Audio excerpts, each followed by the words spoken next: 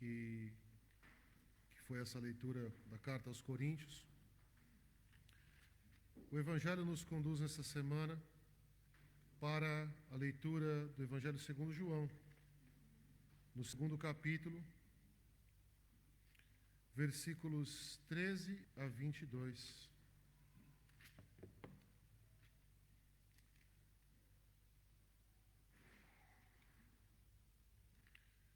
João, Evangelho segundo João, ou Evangelho segundo João, capítulo 2, versículos 13 a 22.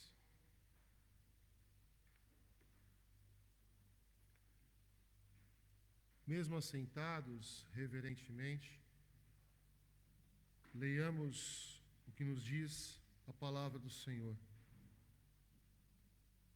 Estando próxima a Páscoa dos judeus, subiu Jesus para Jerusalém e encontrou no templo os que vendiam bois, ovelhas e pombas, e também os cambistas assentados. Tendo feito um azorrague de cordas, expulsou todos do templo, bem como as ovelhas e os bois, derramou pelo chão o dinheiro dos cambistas, virou as mesas, e disse aos que vendiam as pombas: tirai daqui estas coisas, não façais da casa de meu pai casa de negócio. Lembraram-se dos seus discípulos de que está escrito: o zelo da tua casa me consumirá. Perguntaram-lhe, pois, os judeus: que sinal nos mostras para fazeres estas coisas? Jesus lhes respondeu: destruí este santuário e em 3 dias o reconstruirei. Replicaram os judeus: em 46 anos foi edificado esse santuário, e tu em 3 dias o levantarás? Ele, porém, se referia ao santuário do seu corpo. Quando, pois, Jesus ressuscitou dentre os mortos, lembraram-se os seus discípulos de que ele dissera isto, e creram nas Escrituras e na palavra de Jesus.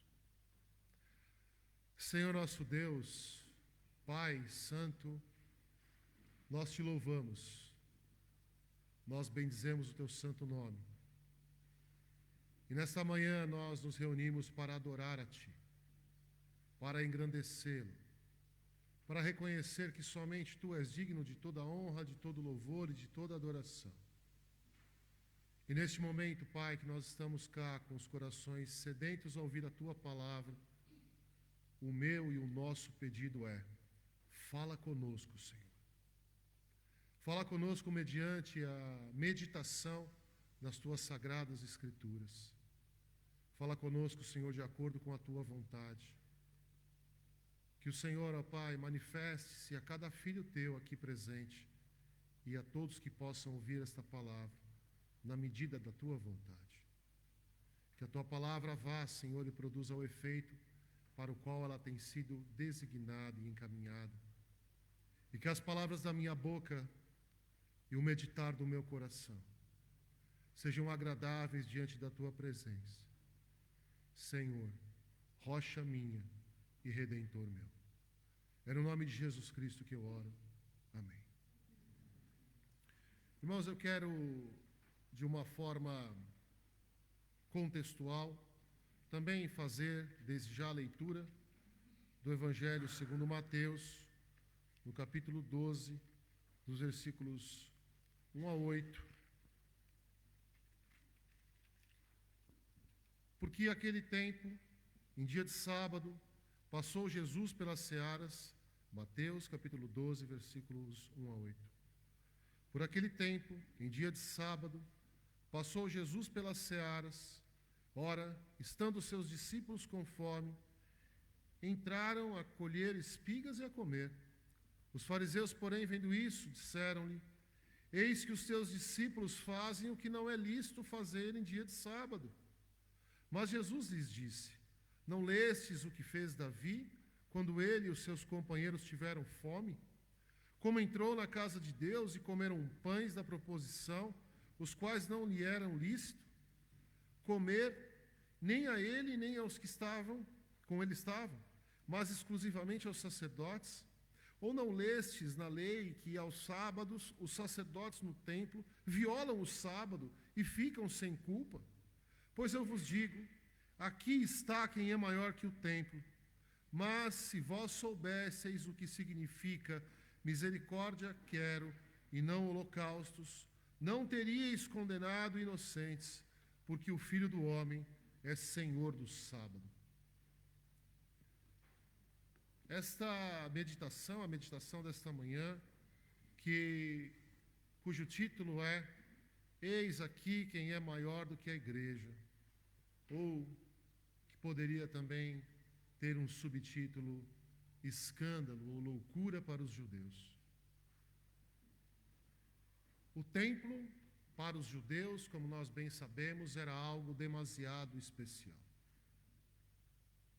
Todos nós aqui sabemos que eles, categoricamente, tal como nós, não poderiam, não deveriam ter qualquer tipo de ídolo. Primeiro e segundo mandamento do Êxodo, capítulo 20, versículos 3 a 6. Não terás outros deuses além de mim.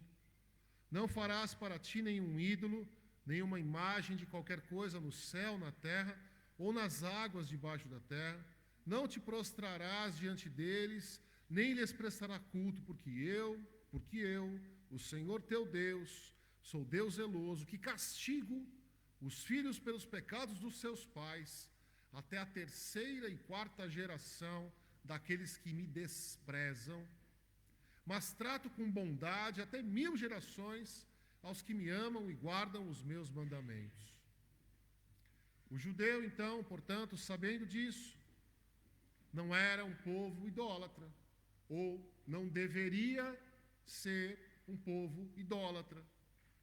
Aliás, eles falavam com tamanho desdém dos outros povos que eram idólatras, naturalmente idólatras, e que faziam para si pequenos deuses. Nós temos muitos textos bíblicos que nos exemplificam isso. Mas havia algo que de uma forma mais velada, mais às escondidas, mais imperceptível, o judeu adorava. E isso se chamava templo. Talvez como um pouco de nós, por vezes. O templo que era criado para cultuar a Deus, torna-se um grande Deus, no lugar daquele que tem que ser cultuado. Quem, portanto, passa a ter mais valor? Até porque o templo é palpável, toca-se, vê-se e toma, na prática, o lugar de Deus.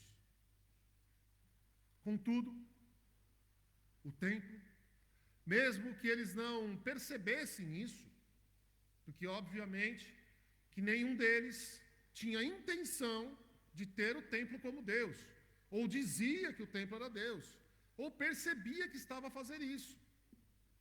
Mas, ainda que não percebesse, era uma grande idolatria concreta em Israel, que não adorava os ídolos pequenos, mas sem perceber, tinha o templo como Deus.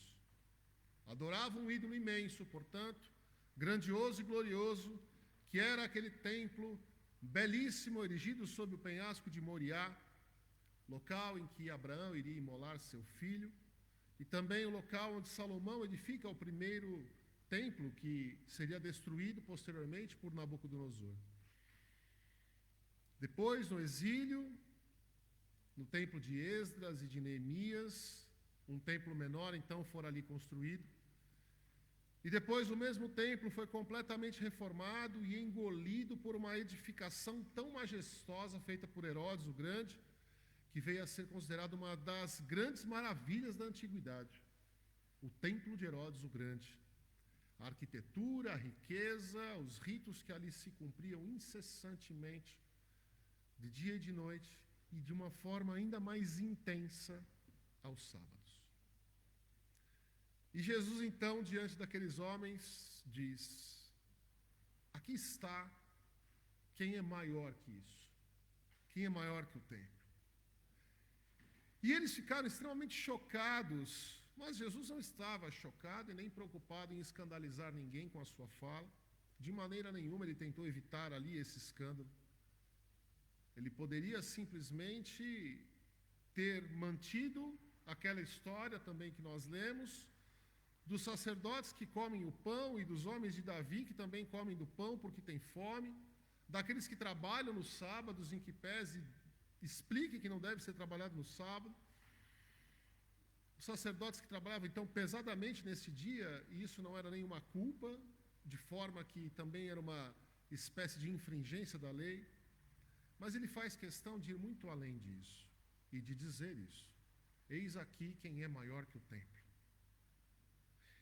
Mas talvez nós, que não entendemos muito bem, não percebemos muito bem, não temos a dimensão do que era o templo de facto para a mente, para a compreensão daqueles homens, daquelas pessoas, daqueles dias, não perceba o devido impacto desta proposição de Jesus.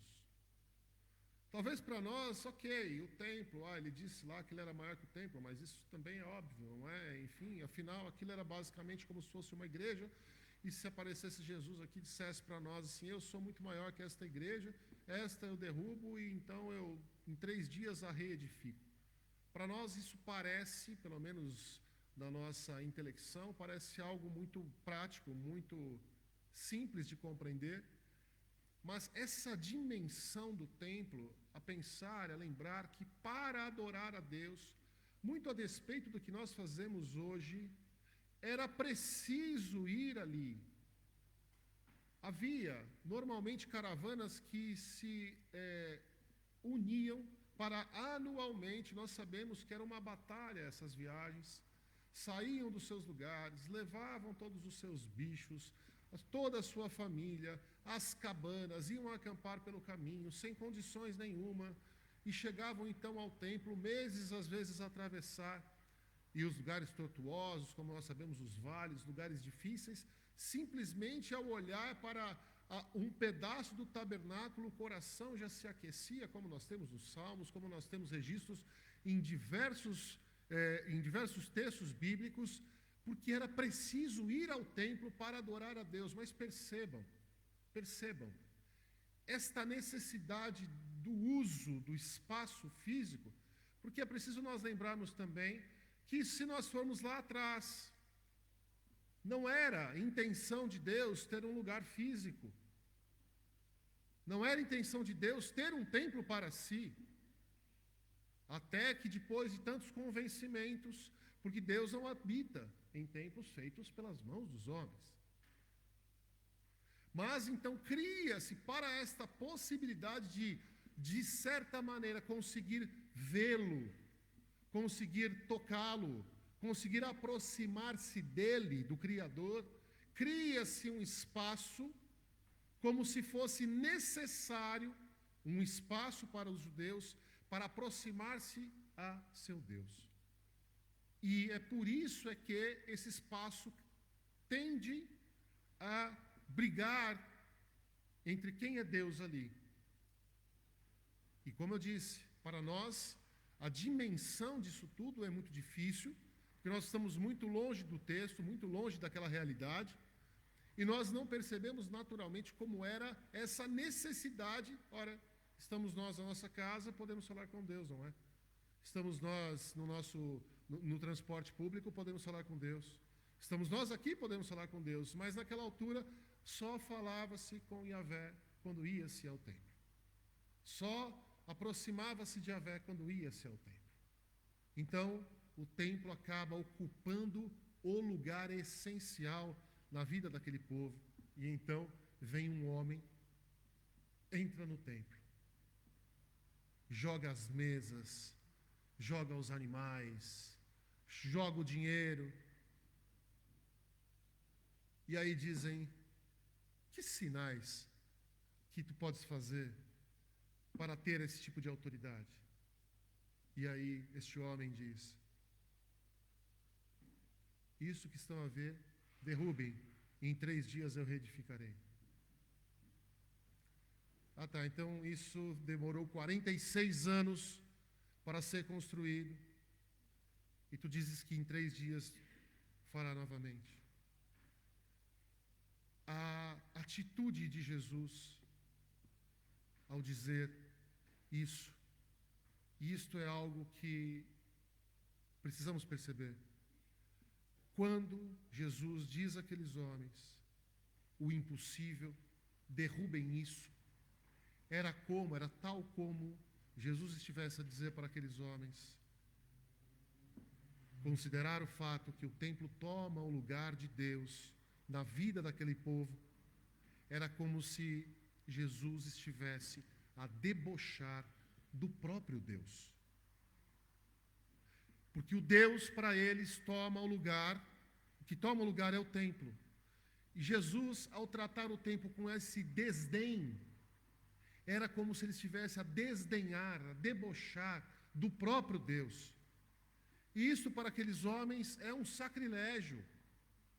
E este, irmãos, é o evento chave que leva Jesus Cristo à cruz do Calvário. Porque aqui, quando Jesus entra no templo e desmantela tudo aquilo, que dali ele não pode mais continuar. Porque ali ele toca no ponto mais fragilizado daquele povo. E ele demonstra a eles que, pelas suas atitudes, eles eram um povo idólatra. Eles eram um povo que estavam a adorar aquilo, e além disso, a transformar aquilo num covil de salteadores. Vocês acham, percebem, vêm ao templo como se isso fosse o teu Deus, e ainda assim transformam a casa do meu pai num covil de salteadores. Não é mais possível que este baderneiro, assim ele foi considerado, que esse baderneiro continue no nosso meio. Precisamos fazer algo para tirar ele de cena, para tirar ele da história. E é aí então, a partir daí, que principalmente Jesus é levado para a cruz do Calvário. Não se trata de demolir, na sua palavra, uma edificação, mas era como se com essas palavras ele estivesse ali a dar marretadas no próprio Deus deles. Um templo, então, que foi criado para adoração, a muito contragosto de Deus, como já falamos, se torna o seu Deus. Então, essa fala blasfema de Jesus, sabemos muito bem que não tem disso blasfêmia nenhuma, mas para aqueles que ouviram essa blasfêmia de Jesus, este pecado era o maior motivo, torna-se o maior motivo para a crucificação de Jesus Cristo.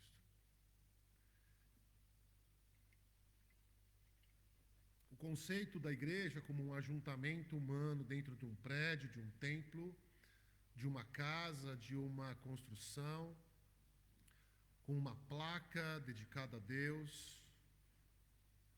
Esse é um lugar também que ganhou na mente dos cristãos, e aqui nós estamos a falar de hoje, dos cristãos, dos evangélicos, o mesmo espírito do significado do judaísmo relacionado ao templo naquela altura. Assim como o templo era o grande ídolo dos judeus, em que pese eles não percebiam isso, a igreja, a partir dos seus prédios e com tudo mais o que nele contenha, muitas vezes é o grande ídolo do povo cristão hoje em dia. Nós, evangélicos, reformados, abominam o culto a Maria, por exemplo.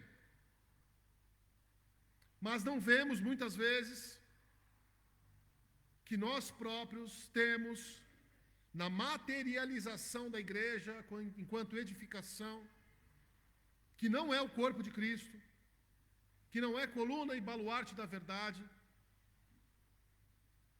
nós temos muitas vezes nisso também, nas coisas, nas arquiteturas, grandes ídolos. A igreja, o templo, e aliás, diga-se, este belíssimo templo centenário, por exemplo, ou quase centenário, tem o seu lugar, o seu espaço em nossa vida, mas colocado no sentido positivo, no seu devido lugar, a perceber que de fato não é o templo que é Deus. Não são os templos que são deuses, ou são. Essa agremiação que nós criamos, que a igreja é, que se transformou, muitas vezes, irmãos e irmãs, por mais que pareça-nos que não, por mais que para aqueles homens também parecia que não, toma o lugar de Deus. Torna-se o principal esforço de muitos cristãos.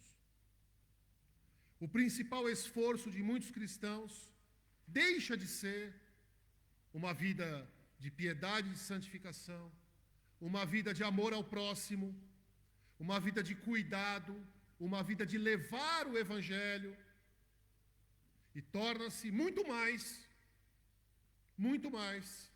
uma necessidade de pertença a um espaço físico. Atenção que eu não estou aqui a falar desta igreja, estou a falar de todas as igrejas. A igreja, o templo, a edificação, por mais belo, por mais histórico, por mais que contenha a vida, a história e também pelo seu enlevo arquitetônico, pela sua forma arquitetônica, também nos leve à adoração, e esse é o propósito, levar-nos à adoração, unirmos-nos em adoração, unirmos-nos em cuidado. Ela nunca pode tomar o lugar de Deus. Ela nunca pode estar no máximo esforço da nossa vida, como se o facto de mantermos o templo seja adorar a Deus. Não. Faz parte do conjunto do que foi criado ao longo dos séculos, do que é ser igreja, porque afinal a igreja reúne-se, não é um lugar. Não é demais salientar o que nós já ouvimos por centenas de vezes na nossa vida ou mais. A igreja somos nós, que nos reunimos num sítio no qual a igreja se reúne. Adorar os sítios, perceber que eles são Deus, é tomar o papel daqueles homens que se abespinharam quando Jesus então transforma, vê aquela baderna toda e fala que aquele lugar, isso, eu posso imaginar aqui, é claro que isso não está no texto, mas eu fico aqui a imaginar Jesus a fitar o templo assim, e aqui eu insiro, em 3 dias eu reedifico. Porque ao final das contas, isso não importa. No final de tudo, isso é pequeno. Tem a sua importância, tem o seu lugar, mas não é para Ele que nós devemos viver. É para Deus que nós devemos viver.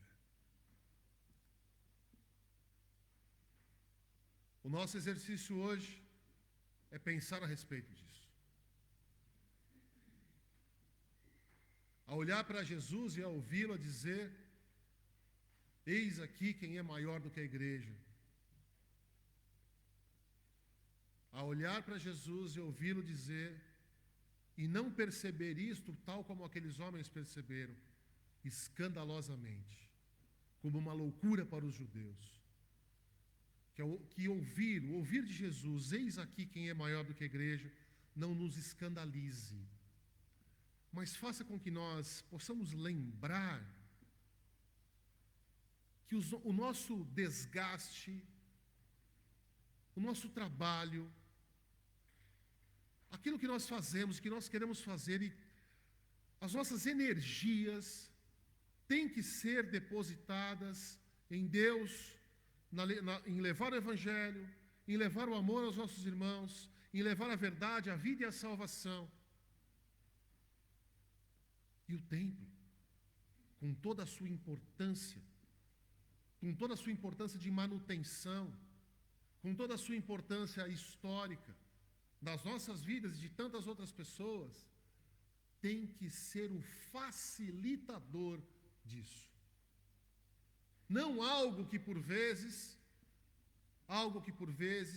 é ao contrário, é um impedimento para que isso aconteça. Eis aqui quem é maior do que a igreja.